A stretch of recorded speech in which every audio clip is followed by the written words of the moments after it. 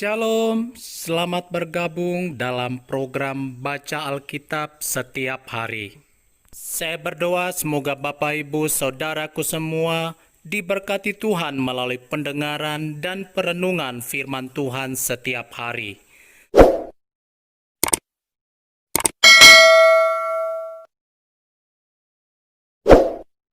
Samuel pasal 24. Pendaftaran dan hukuman. Bangkitlah pula murka Tuhan terhadap orang Israel. Ia menghasut Daud melawan mereka, firman-Nya, "Pergilah, hitunglah orang Israel dan orang Yehuda." Lalu berkatalah raja kepada Yoab dan para panglima tentara yang bersama-sama dengan dia, "Jelajahilah segenap suku Israel, dari Dan sampai Berseba. Adakanlah pendaftaran di antara rakyat, supaya aku tahu jumlah mereka." Lalu berkatalah Yoab kepada raja, "Kiranya Tuhan Allahmu menambahi rakyat 100 kali lipat daripada yang ada sekarang. Dan semoga mata tuanku raja sendiri melihatnya. Tetapi mengapa tuanku raja menghendaki hal ini?" Namun titah raja itu terpaksa diikuti oleh Yoab dan oleh para panglima tentara. Maka pergilah Yoab dan panglima-panglima tentara itu atas perintah raja untuk mengadakan pendaftaran di antara bangsa Israel. Mereka menyeberangi sungai Yordan, lalu mulai dari Aroer dan dari kota yang terletak di tengah-tengah lembah ke arah Gad dan Yaeser. Kemudian sampailah mereka ke Gilead dan ke Kades di negeri orang Het. Selanjutnya sampailah mereka ke Dan, dan dari Dan mengambil jurusan Sidon. Kemudian sampailah mereka ke tempat yang berkubu, Tirus, dan ke segala kota orang Hewi dan orang Kanaan. Akhirnya tibalah mereka di bagian selatan Yehuda, di Berseba. Setelah mereka menjelajah seluruh negeri itu, sampailah mereka kembali ke Yerusalem setelah lewat 9 bulan dan 20 hari. Lalu Yoab memberitahukan kepada raja hasil pendaftaran rakyat. Orang Israel ada 800.000 orang perangnya yang dapat memegang pedang, dan orang Yehuda ada 500.000. Tetapi berdebar-debarlah hati Daud setelah ia menghitung rakyat, lalu berkatalah Daud kepada Tuhan, "Aku telah sangat berdosa karena melakukan hal ini. Maka sekarang Tuhan, jauhkanlah kiranya kesalahan hamba-Mu, sebab perbuatanku itu sangat bodoh." Setelah Daud bangun daripada waktu pagi, datanglah firman Tuhan kepada Nabi Gad, pelihat Daud demikian, "Pergilah, katakanlah kepada Daud, beginilah firman Tuhan, 3 perkara kuhadapkan kepadamu. Pilihlah salah satu daripadanya, maka aku akan melakukannya kepadamu." Kemudian datanglah Gad kepada Daud, memberitahukan kepadanya dengan berkata kepadanya, "Akan datanglah menimpa engkau 3 tahun kelaparan di negerimu. Atau maukah engkau melarikan diri 3 bulan lamanya dari hadapan lawanmu, sedang mereka itu mengejar engkau? Atau akan adakah 3 hari penyakit sampar di negerimu? Maka sekarang, pikirkanlah dan timbanglah, jawab apa yang harus kusampaikan kepada yang mengutus aku." Lalu berkatalah Daud kepada Gad, "Sangat susah hatiku. Biarlah kiranya kita jatuh ke dalam tangan Tuhan, sebab besar kasih sayangnya. Tetapi janganlah aku jatuh ke dalam tangan manusia." Jadi Tuhan mendatangkan penyakit sampar kepada orang Israel dari pagi hari sampai waktu yang ditetapkan. Maka matilah dari antara bangsa itu, dari Dan sampai Berseba, 70.000 orang. Ketika malaikat mengacungkan tangannya ke Yerusalem untuk memusnahkannya, maka menyesallah Tuhan karena malapetaka itu. Lalu ia berfirman kepada malaikat yang mendatangkan kemusnahan kepada bangsa itu, "Cukup, turunkanlah sekarang tanganmu itu." Pada waktu itu malaikat Tuhan itu ada dekat tempat pengirikan Arauna, orang Yebus. Dan berkatalah Daud kepada Tuhan, ketika dilihatnya malaikat yang tengah memusnahkan bangsa itu demikian, "Sesungguhnya aku telah berdosa, dan aku telah membuat kesalahan. Tetapi domba-domba ini, apakah yang dilakukan mereka? Biarlah kiranya tanganmu menimpa aku dan kaum keluargaku." Mezbah didirikan dekat Yerusalem, itulah berhenti. Pada hari itu datanglah Gad kepada Daud dan berkata kepadanya, "Pergilah, dirikanlah mezbah bagi Tuhan di tempat pengiripan Arauna, orang Yebus itu." Lalu pergilah Daud sesuai dengan perkataan Gad, seperti yang diperintahkan Tuhan. Ketika Arauna menjenguk dan melihat raja dengan pegawai-pegawainya mendapatkannya, pergilah Arauna keluar, lalu sujud kepada raja dengan mukanya ke tanah. Bertanyalah Arauna, "Mengapa tuanku raja datang kepada hambanya ini?" Jawab Daud, "Untuk membeli tempat pengirikan ini daripadamu, dengan maksud mendirikan mezbah bagi Tuhan, supaya tulah ini berhenti menimpa rakyat." Lalu berkatalah Arauna kepada Daud, "Baiklah tuanku raja mengambilnya dan mempersembahkan apa yang dipandangnya baik. Lihatlah, itu ada lembu-lembu untuk korban bakaran, dan eretan-eretan pengirik, dan alat perkakas lembu untuk kayu bakar. Semuanya ini ya raja, diberikan Arauna kepada raja." Arauna berkata pula kepada raja, "Kiranya Tuhan Allahmu berkenan kepadamu." Tetapi berkatalah raja kepada Arauna, "Bukan begitu, melainkan aku mau membelinya daripadamu dengan membayar harganya, sebab aku tidak mau mempersembahkan kepada Tuhan Allahku korban bakaran dengan tidak membayar apa-apa." Sesudah itu Daud membeli tempat pengirikan dan lembu-lembu itu dengan harga 50 shikal perak. Lalu Daud mendirikan di sana mezbah bagi Tuhan dan mempersembahkan korban bakaran dan korban keselamatan. Maka Tuhan mengabulkan doa untuk negeri itu, dan tulah itu berhenti menimpa orang Israel.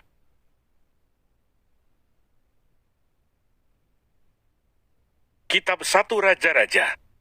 1 Raja-Raja pasal 1. Hari tua Daud dan soal penggantinya. Raja Daud telah tua dan lanjut umurnya, dan biarpun ia diselimuti, badannya tetap dingin. Lalu para pegawainya berkata kepadanya, "Hendaklah dicari bagi tuanku raja seorang perawan yang muda untuk melayani dan merawat raja. Biarlah ia berbaring di pangkuanmu, sehingga badan tuanku raja menjadi panas." Maka di seluruh daerah Israel dicarilah seorang gadis yang cantik, dan didapatlah Abisak, gadis Sunem, lalu dibawa kepada raja. Gadis itu amat cantik, dan ia menjadi perawat raja dan melayani dia. Tetapi raja tidak bersetubuh dengan dia. Lalu Adonia, anak Hagit, meninggikan diri dengan berkata, "Aku ini mau menjadi raja." Ia melengkapi dirinya dengan kereta-kereta dan orang-orang berkuda, serta 50 orang yang berlari di depannya. Selama hidup Adonia ayahnya belum pernah menegur dia dengan ucapan, "Mengapa engkau berbuat begitu?" Ia pun sangat elok perawakannya. Dan dia adalah anak pertama sesudah Absalom. Maka berundinglah ia dengan Yoab, anak Zeruya, dan dengan Imam Abiatar, dan mereka menjadi pengikut dan pembantu Adonia. Tetapi Imam Sadok dan Benaya bin Yoyada, dan Nabi Nathan, dan Simei, dan Rei, dan para pahlawan Daud tidak memihak kepada Adonia. Sesudah itu Adonia mempersembahkan domba, lembu, dan ternak gemukan sebagai korban dekat batu Sohelet yang ada di samping En-Rogel, lalu mengundang semua saudaranya, anak-anak raja, dan semua orang Yehuda, pegawai-pegawai raja. Tetapi Nabi Nathan dan Benaya dan para pahlawan dan Salomo, adiknya, tidak diundangnya. Lalu berkatalah Nathan kepada Betseba, ibu Salomo, "Tidakkah engkau mendengar bahwa Adonia anak Hagit telah menjadi raja, sedang tuan kita Daud tidak mengetahuinya? Karena itu, baiklah ku beri nasihat kepadamu, supaya engkau dapat menyelamatkan nyawamu dan nyawa anakmu Salomo. Pergilah masuk menghadap Raja Daud, dan katakan kepadanya, 'Bukankah tuanku sendiri, ya rajaku, telah bersumpah kepada hambamu ini, anakmu Salomo akan menjadi raja sesudah aku, dan dialah yang akan duduk di atas tahtaku. Mengapakah sekarang Adonia menjadi raja? Dan selagi engkau berbicara di sana dengan raja, aku pun akan masuk pula dan menyokong perkataanmu itu.' Jadi masuklah Betseba menghadap raja ke dalam kamarnya. Waktu itu raja sudah sangat tua, dan Abisak, gadis Sunem itu, melayani raja. Lalu Betseba berlutut dan sujud menyembah kepada raja. Raja bertanya, 'Ada yang kau ingini?' Lalu perempuan itu berkata kepadanya, 'Tuanku sendiri telah bersumpah demi Tuhan Allahmu, kepada hambamu ini, anakmu Salomo akan menjadi raja sesudah aku, dan ia akan duduk di atas tahtaku. Tetapi sekarang lihatlah, Adonia telah menjadi raja, sedang tuanku raja sendiri tidak mengetahuinya. Ia telah menyembelih banyak lembu, ternak gemukan dan domba, dan telah mengundang semua anak raja, dan Imam Abiatar, dan Yoab panglima itu. Tetapi hambamu Salomo tidak diundangnya. Dan kepadamulah, ya tuanku raja, tertuju mata seluruh orang Israel, supaya engkau memberitahukan kepada mereka, siapa yang akan duduk di atas tahta tuanku raja sesudah tuanku. Nanti aku ini dan anakku Salomo dituduh bersalah segera sesudah tuanku raja mendapat perhentian bersama-sama dengan nenek moyangnya. Selagi Betseba berbicara dengan raja, datanglah Nabi Natan. Diberitahukan kepada raja, itu ada Nabi Natan. Masuklah ia menghadap raja, lalu sujud menyembah kepada raja dengan mukanya sampai ke tanah. Natan berkata, "Ya tuanku raja, tuanku sendirilah rupa-rupanya yang telah berkata, Adonia akan menjadi raja sesudah aku, dan ia akan duduk di atas tahtaku.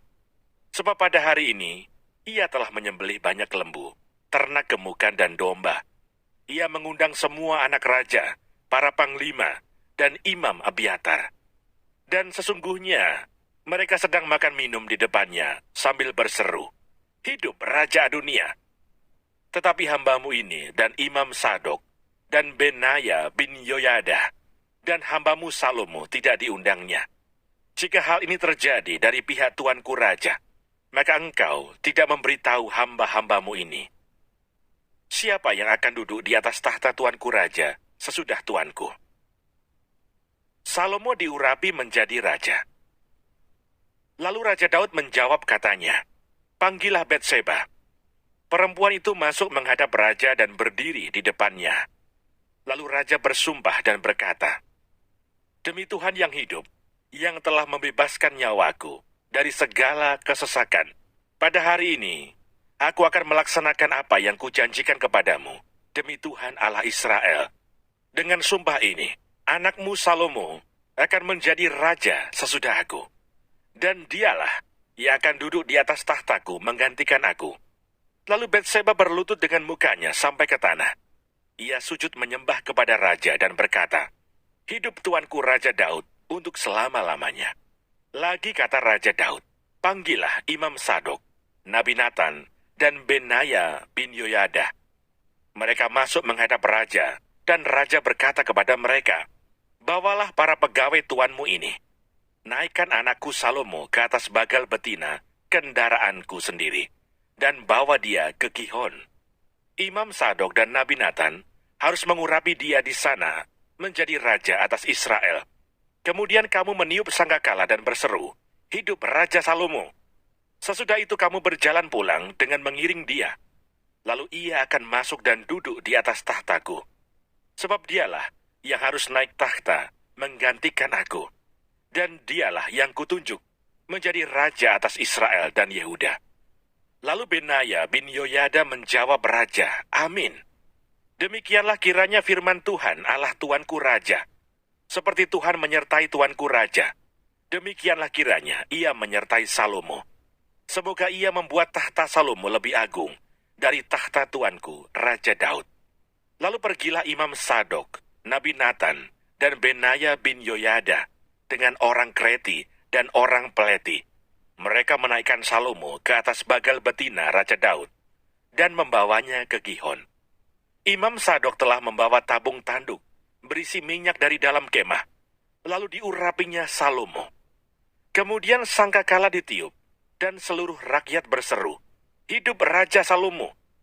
Sesudah itu seluruh rakyat berjalan di belakangnya sambil membunyikan suling dan sambil bersukaria ramai-ramai sampai seakan-akan bumi terbelah oleh suara mereka. Hal itu kedengaran kepada Adonia dan kepada semua undangan yang bersama-sama dengan dia ketika mereka baru habis makan. Ketika Yoab mendengar bunyi sangkakala itu, ia berkata, "Apakah sebabnya kota begitu ribut?" Selagi ia berbicara, datanglah Yonatan, anak Imam Abiatar. Lalu Adonia berkata, "Masuklah, sebab engkau seorang kesatria, dan tentulah engkau membawa kabar baik." Tetapi Yonatan menjawab Adonia, "Tidak, Tuan kita Raja Daud telah mengangkat Salomo menjadi raja. Raja telah menyuruh supaya Imam Sadok dan Nabi Nathan dan Benaya bin Yoyada dengan orang Kreti dan orang Peleti menyertai Salomo, dan mereka menaikkan dia ke atas bagal betina raja. Imam Sadok dan Nabi Nathan mengurapi dia di Gihon menjadi raja, dan dari sana mereka sudah pulang dengan bersukaria, sehingga kota menjadi ribut. Itulah bunyi yang kamu dengar tadi. Salomo sekarang duduk di atas tahta kerajaan.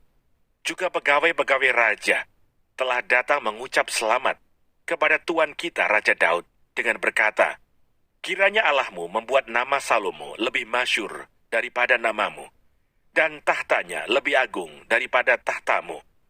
Dan raja pun telah sujud menyembah di atas tempat tidurnya. Dan beginilah katanya, terpujilah Tuhan Allah Israel, yang pada hari ini telah memberi seorang duduk di atas tahtaku, yang aku sendiri masih boleh saksikan. Maka semua undangan Adonia itu terkejut, lalu bangkit dan masing-masing pergi menurut jalannya. Takutlah Adonia kepada Salomo, sebab itu ia segera pergi memegang tanduk-tanduk mezbah.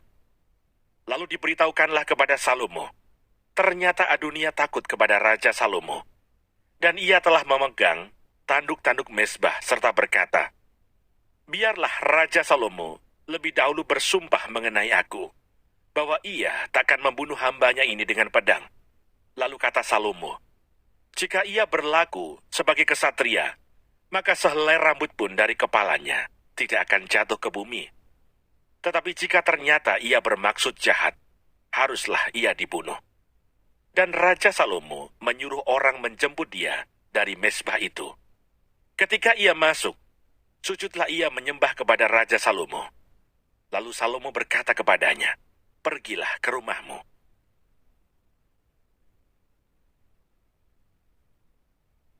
Satu Raja-Raja pasal 2. Pesan Daud yang terakhir sebelum meninggal. Ketika saat kematian Daud mendekat, ia berpesan kepada Salomo anaknya, aku ini akan menempuh jalan segala yang fana. Maka kuatkanlah hatimu dan berlakulah seperti laki-laki. Lakukanlah kewajibanmu dengan setia terhadap Tuhan Allahmu, dengan hidup menurut jalan yang ditunjukkannya, dan dengan tetap mengikuti segala ketetapan, perintah, peraturan, dan ketentuannya, seperti yang tertulis dalam hukum Musa, supaya engkau beruntung dalam segala yang kau lakukan, dan dalam segala yang kau tuju. Dan supaya Tuhan menepati janji yang diucapkannya tentang aku, yakni, jika anak-anakmu laki-laki tetap hidup di hadapanku dengan setia, dengan segenap hati, dan dengan segenap jiwa, maka keturunanmu takkan terputus dari tahta kerajaan Israel. Dan lagi engkau pun mengetahui apa yang dilakukan kepadaku oleh Yoab, anak Zeruya, apa yang dilakukannya kepada kedua panglima Israel, yakni Abner bin Ner dan Amasa bin Yeter. Ia membunuh mereka dan menumpahkan darah dalam zaman damai, seakan-akan ada perang, sehingga sabuk pinggangnya dan kasut kakinya berlumuran darah. Maka bertindaklah dengan bijaksana, dan janganlah biarkan yang ubanan itu turun dengan selamat ke dalam dunia orang mati. Tetapi kepada anak-anak Barsilai, orang Gilead itu, haruslah kau tunjukkan kemurahan hati. Biarlah mereka termasuk golongan yang mendapat makanan dari mejamu. Sebab mereka pun menunjukkan kesetiaannya dengan menyambut aku pada waktu aku melarikan diri dari depan kakakmu Absalom. Juga masih ada padamu Simei bin Gera, orang Benyamin, dari Bahurim. Dialah yang mengutuki aku dengan kutuk yang kejam pada waktu aku pergi ke Mahanaim. Tetapi kemudian ia datang menyongsong aku di sungai Yordan, dan aku telah bersumpah kepadanya demi Tuhan, takkan kubunuh engkau dengan pedang. Sekarang janganlah bebaskan dia dari hukuman, sebab engkau seorang yang bijaksana dan tahu apa yang harus kau lakukan kepadanya, untuk membuat yang ubanan itu turun dengan berdarah ke dalam dunia orang mati. Kemudian Daud mendapat perhentian bersama-sama nenek moyangnya, dan ia dikuburkan di kota Daud. Dan Daud memerintah orang Israel selama 40 tahun. Di Hebron, ia memerintah 7 tahun, dan di Yerusalem, ia memerintah 33 tahun. Salomo duduk di atas tahta Daud ayahnya, dan kerajaannya sangat kokoh. Tindakan-tindakan Salomo untuk mengokohkan tahtanya. Pada suatu hari Adonia, anak Hagit, masuk menghadap Batseba, ibu Salomo. Lalu perempuan itu berkata, "Apakah engkau datang dengan maksud damai?" Jawabnya, "Ya, damai." Kemudian katanya, "Ada sesuatu yang hendak kukatakan kepadamu." Jawab perempuan itu, "Katakanlah." Lalu katanya, "Engkau sendiri tahu bahwa akulah yang berhak atas kedudukan raja, dan bahwa seluruh Israel mengharapkan supaya aku menjadi raja. Tetapi sebaliknya kedudukan raja jatuh kepada adikku, sebab dari Tuhanlah ia mendapatnya. Dan sekarang, satu permintaan saja kusampaikan kepadamu. Janganlah tolak permintaanku." Jawab perempuan itu kepadanya, "Katakanlah." Maka katanya, "Bicarakanlah kiranya dengan Raja Salomo, sebab ia tidak akan menolak permintaanmu, supaya Abisak, gadis Sunem itu, diberikannya kepadaku menjadi istriku." Jawab Batseba, "Baik, aku akan membicarakan hal itu untuk engkau dengan raja." Batseba masuk menghadap Raja Salomo untuk membicarakan hal itu untuk Adonia. Lalu bangkitlah raja mendapatkannya, serta tunduk menyembah kepadanya. Kemudian duduklah ia di atas tahtanya, dan ia menyuruh meletakkan kursi untuk bunda raja. Lalu perempuan itu duduk di sebelah kanannya. Berkatalah perempuan itu, "Suatu permintaan kecil saja yang kusampaikan kepadamu. Janganlah tolak permintaanku." Jawab raja kepadanya, "Mintalah ya ibu, sebab aku tidak akan menolak permintaanmu." Kata perempuan itu, "Biarlah Abisak, gadis Sunem itu, diberikan kepada kakakmu Adonia menjadi istrinya." Tetapi Raja Salomo menjawab ibunya, "Mengapa engkau meminta hanya Abisak, gadis Sunem itu untuk Adonia? Minta jugalah untuknya kedudukan raja. Bukankah dia saudaraku yang lebih tua? Dan di pihaknya ada Imam Abiatar dan Yoab, anak Seruya." Lalu bersumpahlah Raja Salomo demi Tuhan, "Beginilah kiranya Allah menghukum aku, bahkan lebih daripada itu, jika Adonia tidak membayarkan nyawanya dengan permintaan ini. Oleh sebab itu, demi Tuhan yang hidup, yang menegakkan aku dan menundukkan aku di atas tahta Daud ayahku, dan yang membuat bagiku suatu keluarga seperti yang dijanjikannya, pada hari ini juga Adonia harus dibunuh." Lalu Raja Salomo menyerahkan hal itu kepada Benaya bin Yoyada. Orang ini memancung dia sehingga mati. Dan kepada Imam Abiatar, raja berkata, "Pergilah ke Anatot, ke tanah milikmu, sebab engkau patut dihukum mati. Tetapi pada hari ini, aku tidak akan membunuh engkau, oleh karena engkau telah mengangkat tabut Tuhan Allah di depan Daud, ayahku. Dan oleh karena engkau telah turut menderita dalam segala sengsara yang diderita ayahku." Lalu Salomo memecat Abiatar dari jabatannya sebagai imam Tuhan. Dengan demikian Salomo memenuhi firman Tuhan yang telah dikatakannya di Silo mengenai keluarga Eli. Ketika kabar itu sampai kepada Yoab, memang Yoab telah memihak kepada Adonia, sekalipun ia tidak memihak kepada Absalom. Maka larilah Yoab ke kemah Tuhan, lalu memegang tanduk-tanduk mezbah. Kemudian diberitahukanlah kepada Salomo bahwa Yoab sudah lari ke kemah Tuhan dan telah ada di samping mezbah. Lalu Salomo menyuruh Benaya bin Yoyada, "Pergilah, pancung dia." Benaya masuk ke dalam kemah Tuhan serta berkata kepadanya, "Beginilah kata raja, keluarlah." Jawabnya, "Tidak, sebab disinilah aku mau mati." Lalu Benaya menyampaikan jawab itu kepada raja, katanya, "Beginilah kata Yoab, dan beginilah jawabnya kepadaku." Kata raja kepadanya, "Perbuatlah seperti yang dikatakannya. Pancunglah dia, dan kuburkanlah dia." Dengan demikian engkau menjauhkan daripadaku dan daripada kaumku noda darah yang ditumpahkan Yoab dengan tidak beralasan. Dan Tuhan akan menanggungkan darahnya kepadanya sendiri, karena ia telah membunuh 2 orang yang lebih benar dan lebih baik daripadanya. Ia membunuh mereka dengan pedang, dengan tidak diketahui ayahku Daud, yaitu Abner bin Ner, panglima Israel, dan Amasa bin Yeter, panglima Yehuda. Demikianlah darah mereka akan ditanggungkan kepada Yoab dan keturunannya untuk selama-lamanya. Tetapi Daud dan keturunannya dan keluarganya dan tahtanya akan mendapat selamat daripada Tuhan sampai selama-lamanya. Maka berangkatlah Benaya bin Yoyada, lalu memancung dan membunuh Yoab.